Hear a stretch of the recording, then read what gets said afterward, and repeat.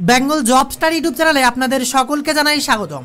আজ এক্ষুনি মাত্র পাওয়া খবর অনুসারে রাজ্য কেন্দ্র সরকারের তরফ থেকে উঠে এলো আজকের বাছাই করা 20টি একদম লেটেস্ট খবর, আর তার সাথেই থাকছে বিরাট বড় আপডেট। রাজ্য গোটা বাংলা যখন উত্তাল, এমনই সময় চোখ রাখবো আজ সারাদিনের বাছাই করা 20টি তরতাজা ব্রেকিং নিউজ। রাজ্য কেন্দ্র সরকারের তরফ থেকে কোথায় কি কাণ্ড ঘটলো এবং কোথায় কি খবর এক নজরে সকাল থেকে সন্ধ্যার আপডেট জানিয়ে দেবো বেঙ্গল জব স্টার ইউটিউব চ্যানেলে। অবশ্যই আমাদের চ্যানেলটি সাবস্ক্রাইব করুন প্রতিনিয়ত লেটেস্ট খবরগুলো দেখার জন্য। প্রথমে চোখ রাখবো আজকের টপ হেডলাইন। গোটা বাংলা এবার উত্তাল, সামনেই ভোট, আর তার আগেই কমিশনও ভেবে নিয়েছে বাংলায় সব থেকে বেশি সেনা দেবে। খবর আসছে জম্মু কাশ্মীরের থেকেও বেশি সেনা দেবে এবার বাংলায় লোকসভা ভোটে। অবাক কাণ্ড। এদিকে আবার সন্দেশখালীতে অশান্তির নেপথ্যে বাম বিজেপি গোপন ডেরা থেকে দাবি এবার শাহজাহান ঘনিষ্ঠ নেতা ওড়ালেন মহিলাদের উপর অত্যাচারের দাবিও। খবর অগ্নিগর্ভ সন্দেশখালী সংসদ হয়েও কেন চুপ, প্রশ্নের মুখে এবার জবাব দিলেন নুসরাত। আর সেই সাথেই জামিন পেয়েও ফের গ্রেপ্তার। এই মুহূর্তের বিরাট বড় খবর, বিজেপির বিকাশের পর মুক্ত উত্তমকে ফের হাজতে নিল পুলিশ, যার ফলে জামিন পেতেই বিজেপি নেতাকে টেনে হিঁচড়ে ফের গ্রেপ্তার। বসিরহাটে তুমুল উত্তেজনা। আর তার সাথে বিরাট বড় খবর, আগামী বছরের মাধ্যমিক কোন দিনে কি কি বিষয় পরীক্ষা হবে ঘোষণা করলো রাজ্য সরকার। এদিকে আবার অক্সফোর্ড থেকে ডাক, বক্তব্য রাখবেন মমতা বন্দ্যোপাধ্যায়, যাবেন লন্ডন স্কুল অফ এক্সমনিতে। আর এবারে মমতার পাশে সরাসরি দাঁড়াচ্ছেন রাহুল গান্ধী, যার কারণ একটাই, পশ্চিমবঙ্গকে 100 দিনের কাজের টাকা মেটানোর দাবি নিয়ে এবার। আর তার মাঝেই খবর, 100 দিনের কাজের বোকা মিটিয়ে পাঞ্জাব সফরে মমতা, পুজো দেবেন স্বর্ণ মন্দিরে। লোকসভার আগেই ভগবন্ত মানের সঙ্গেও দেখা করেন নেত্রী। আর এদিকে আবার লোকসভার মাঝে দেশে বসছে IPL এর আসর, কবে থেকে শুরু হবে মেগা টুর্নামেন্ট আন্দাজ দিল বোর্ড, তৈরি হচ্ছে ক্রিকেট সূচির সম্ভাব্য খসড়া। আর এমনই সময় ইচ্ছামতির পারে সরস্বতী পূজা সুকান্তর, সন্দেশখালী যাওয়ার পথে টাকিতে অসুস্থ বিজেপি নেতা, ভর্তি করা হয় হাসপাতালে, আপাতত অবস্থা স্থিতিশীল। তবে বিরাট বড় বার্তা দিলেন প্রধানমন্ত্রী নরেন্দ্র মোদী। আবুধাবিতে প্রথম হিন্দু মন্দির উদ্বোধন মোদীর। আমির শাহিতে সূচনা ভারত মাঠ প্রকল্পের। বিদেশ সফরেও পুলওয়ামার স্মৃতি ফেরালেন প্রধানমন্ত্রী। তা নিয়ে বিরাট খবর থাকছে গোটা ভিডিওর মাঝে। আর সেই সাথে শুভেন্দু অধিকারীর বিরাট বড় বার্তা, আইসিইউতে সুকান্ত স্যালাইন ছাড়া কিছুতেই নিতে পারছেন না, জানালেন এবার শুভেন্দু অধিকারী। বিরাট বড় বার্তা, আইসিইউতে সুকান্ত মজুমদারকে নিয়ে আবারও তোলপাড় করা খবর। এদিকে আবার 8 ভারতীয়ের মুক্তির পরই কাতারের প্রধানমন্ত্রী বৈঠক করবেন এমির সঙ্গে, তা নিয়েও বিরাট বড় খবর। আর এদিকে আবার হঠাৎ করে এই যে কাণ্ড ঘটছে কৃষকদের নিয়ে, কাঁদানো গ্যাস ব্যারিকেড কোনোভাবেই সফল হচ্ছে না, ব্যর্থ বারে বারেই কেন্দ্র, কৃষকদের সাথে লড়ে উঠতে পারছে না তারা। কৃষকরা কোনোভাবেই দিল্লিতে পৌঁছে তাদের আন্দোলন চালু করবে, কাঁদানো গ্যাস ব্যারিকেড সবকিছুই ব্যর্থ করে দিচ্ছে তারা। তারই সাথে আবারও বিরাট বড় বার্তা, লক্ষ্মীর ভান্ডার দুয়ারে সরকারের মতো নতুন প্রকল্প নিয়ে বাংলার দুয়ারে দুয়ারে হাজির হচ্ছেন মমতা ব্যানার্জি। বাজেটের পর আবারও বিরাট বড় ঘোষণা, টাকার পরে টাকার ছড়াছড়ি। কেউ ভাবতে পারছেন না প্রতি মাসে 5,000 করে টাকা। কি কাণ্ড করছেন এবার, শিল্প থেকে চাকরি শিক্ষা সবে উন্নতি, এমনকি এবার টেট হবে নবম দশমেরও, তা নিয়েও বিরাট বড় খবর। আর এবার রাহুল গান্ধীকে নিয়ে বিরাট বড় খবর, পশ্চিমবঙ্গকে 100 দিনের কাজের টাকা মেটানোর দাবি নিয়ে মোদীকে চিঠি রাহুলের। বিরাট বড় খবর, অর্থাৎ মমতা বন্দ্যোপাধ্যায়ের পাশে দাঁড়াচ্ছেন রাহুল গান্ধী। আর তার সাথে বিরাট বড় খবর, প্রাক্তন 8 নৌ অধিকারিকের মুক্তির পরেই কাতার সফরে প্রধানমন্ত্রী নরেন্দ্র মোদী। এদিকে আবার আইনজীবীকে তুলে নিয়ে থানায়, বসিরহাট আদালতে আজ থেকেই বিরাট বড় কাণ্ড ঘটে গেছে। তবে সন্দেশখালী নিয়ে আবার সুকান্ত মজুমদার স্লাইন ছাড়া কিছুই নিতেই পারছেন না, জানিয়ে দিলেন শুভেন্দু অধিকারী। গতকালই বিজেপির নেতা শ্রমিক ভট্টাচার্য জানিয়েছিলেন চিকিৎসকদের সঙ্গে কথা হয়েছে, আঘাত কতটা গভীর তা দেখার জন্য সিটি স্ক্যানের জন্য নিয়ে যাওয়া হয়েছে, বুকে পাঁজরে কোমরে চোট রয়েছে, ট্রমাটাইজ আছেন। বিরাট বড় খবর এবার সুকান্ত মজুমদারকে নিয়ে খারাপ সংবাদ। এইমাত্র খবর, অসুস্থ বিজেপি রাজ্য সভাপতি সুকান্ত মজুমদার মঙ্গলবার থেকে বসিরহাটে ছিলেন তিনি। বুধবার পুলিশের গাড়িতে উঠে বিক্ষোভ দেখানোর সময় হঠাৎ জ্ঞান হারান।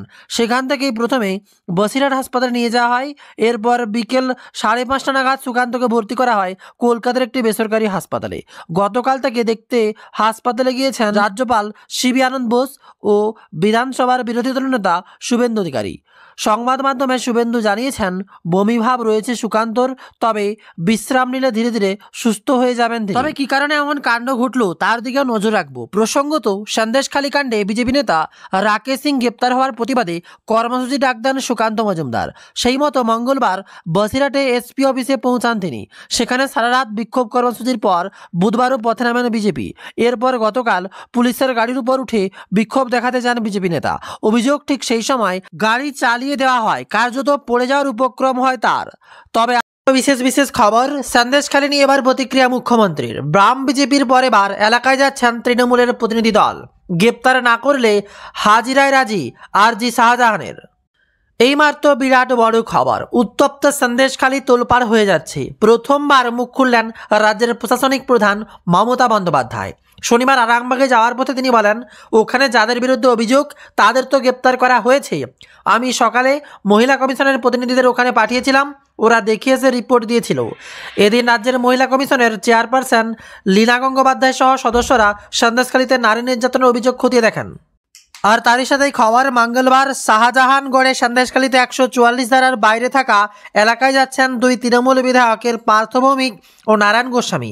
তৃণমূলের তরফ থেকে সন্দেশখালীর বিধায়ক সুকুমার মাহাতোকে এলাকার পরিস্থিতি খতিয়ে দেখে রিপোর্ট জমা দিতেও বলা হয়েছে। আর 144 ধারা ওঠার পর সেই দিনই সন্দেশখালীতে শান্তি সভা করবে তৃণমূল। এদিকে এখনও নিখোঁজ সন্দেশখালীর তৃণমূল নেতা শেখ শাহজাহান। গ্রেপ্তার করা হবে না, কথা দিলেই হবেই হাজিরা দেবেন, এমনই বিরাট বড় খবর। এই মধ্যে যে খবরে কার্যত গেরুয়া শিবির পিছু হচ্ছে, আবারও সেই কৃষকদের কাণ্ড। কাঁদানো গ্যাস, ব্যারিকেডও ব্যর্থ, কৃষকদের সামনে কোনো কিছুই টেক্কা পাচ্ছে না। কেন্দ্রের সঙ্গে তৃতীয় দফার বৈঠক আজ। তোলপাড় গোটা দিল্লি। খবর আসছে, এমএসপির গ্যারান্টির জন্য আইনসহ একাধিক দাবি নিয়েই আন্দোলনে নেমেছে কৃষকরা। মঙ্গলবার দিল্লি চলো অভিযান ছিল তাদের, কিন্তু পাঞ্জাব হরিয়ানা সীমান্তে পুলিশের সঙ্গে সংঘর্ষ বাধে তাদের। 60 জন আহত হন, এরপরও থামেনি আন্দোলন।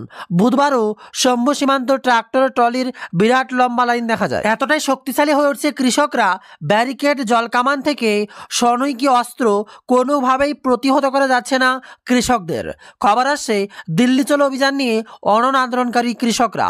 মঙ্গলবার পাঞ্জাব হরিয়ানা সীমান্তে পুলিশের সঙ্গে ব্যাপক সংঘর্ষ হয় আন্দোলনকারী কৃষকদের।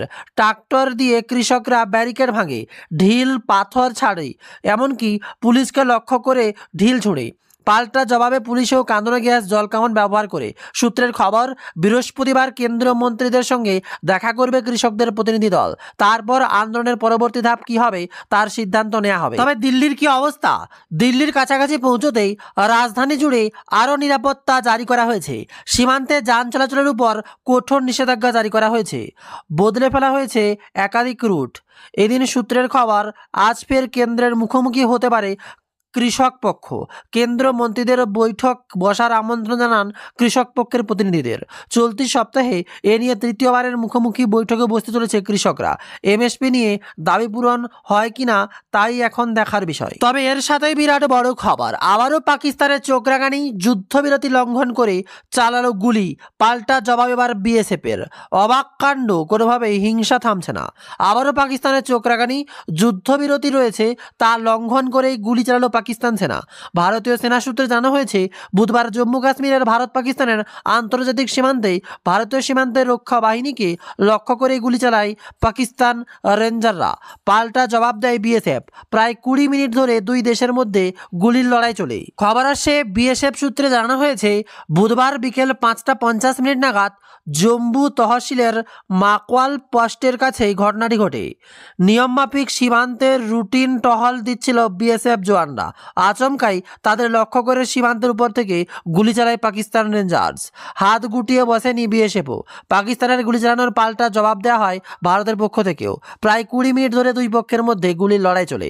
ভারতের পক্ষ থেকে কোনো জওয়ান সংঘর্ষের বা আহত হয়নি বলেই খবর পাওয়া গিয়েছে। পাকিস্তানের গুলি চালানোর পরেই সীমান্তে আরও নজরদারি বাড়িয়ে দেওয়া হয়েছে। অতিরিক্ত বাহিনীও মোতায়েন করা হয়েছে। বিশেষ সতর্ক থাকতে বলা হয়েছে ইন্টেলিজেন্স ব্যুরোকে। প্রসঙ্গত, এর আগে গত বছর 8 থেকে 9 নভেম্বর নভেম্বর রাতে জম্মু কাশ্মীরের সাম্বা জেলার রামগড় সেক্টরেও অতর্কিত গুলি চালিয়েছিল পাকিস্তানি সেনা। তবে গুলির আঘাতে এক বিএসএফ জওয়ানের মৃত্যু হয়। তার আগে অক্টোবর মাসেও আর্নিয়া সেক্টরে পাকিস্তানে চালানো গুলিতে বিএসএফ জওয়ানের ও এক মহিলার আহত হন। 2021 সালের ফেব্রুয়ারি মাসেই ভারত পাকিস্তান সঙ্গে যুদ্ধবিরতি চুক্তি হয়। এরপরে একাধিক চুক্তি লঙ্ঘন করে গুলি চালিয়েছে পাকিস্তান। তবে এত কিছুর পরে বাংলা কি আর শান্ত? বাংলার অবস্থাও রাজনৈতিকভাবে উত্তপ্ত। লোকসভা ভোট করাতে জম্মু কাশ্মীর থেকেও বেশি বাহিনী চাই বাংলায়, চিঠি দিল কমিশন। কেমন আবদার এবার বুঝতেই পারছেন বাংলার অবস্থা কোন জায়গায়। কমিশনের যা পরিকল্পনা তাতে লোকসভা ভোটে বাংলার জন্যই সবথেকে বেশি কেন্দ্র বাহিনীর জওয়ান প্রস্তুত রাখতে চাইছে তারা। এখনও পর্যন্ত কমিশনের যা ভাবনা তাতে বাংলায় 920 কোম্পানির সিএসএফ বাহিনী মোতায়েন করার পরিকল্পনা রয়েছে তাদের। এর মধ্যে স্ট্রং রুম ও ইভিএমের নিরাপত্তার জন্য কমিশন রাখতে চলেছে 22 কোম্পানির কেন্দ্র বাহিনী। লোকসভা নির্বাচনের নির্ঘণ্ট এখনও ঘোষণা করেনি জাতীয় নির্বাচন কমিশন। তবে তোড়জোড় চলছে জোর কদমে। কোন রাজ্যে কত কেন্দ্র বাহিনী চাইছে কমিশন সে নিয়ে ইতিমধ্যে স্বরাষ্ট্র মন্ত্রকের কাছে একটি চিঠি পাঠানো হয়েছে। কমিশনের যা পরিকল্পনা তাতে লোকসভা ভোটে বাংলার জন্যই সবথেকে বেশি কেন্দ্র বাহিনী জওয়ান প্রস্তুত করতে বলা হয়েছে। 920 কোম্পানির সিএসএফ বাহিনী মোতায়েন করার পরিকল্পনা রয়েছে তাদের।